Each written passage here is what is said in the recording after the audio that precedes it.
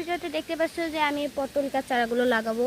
তো এখন আমি পট্টলিকার চারাগুলো সব বসাই দিচ্ছি এই টপে।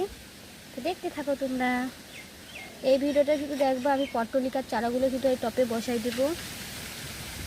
তো আমি গর্ত গর্ত করে নিয়েছি, তোমরা গর্ত গর্ত করে নিও না আর কি। আমার আমি তাড়াতাড়ি বসাতে পারি এই জন্য আমি এইগুলো করছি।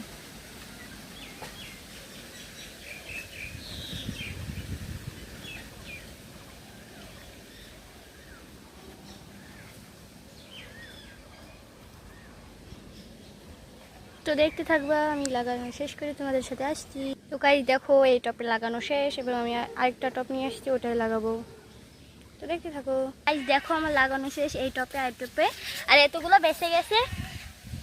এটা কাজ করি গাইস, দেখি কে ডাকছে। কি হয়েছে? আমার কয়টা পট্টলিকার গাছ দিবা? আমি না তোমাকে সেনকে দিলাম পট্টলিকার গাছ, ওগুলো তো মরে গেছে। কিভাবে মরে?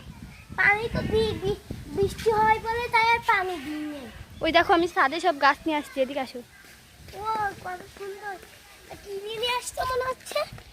এগুলো আমার একটা গাছও কিনা না, শুধু অ্যালোভেরা গাছটা আর এই যে এটা কিনা। আর এই নাও পট্টলিকা ফুল গাছ। তোমার ঘাস ফুল গাছে তো খুব সুন্দর ফুল হয়েছে। এই পট্টলিকা গাছগুলো বাসায় যে লাগাই দিও গাইস। আজকের মতো টাটা।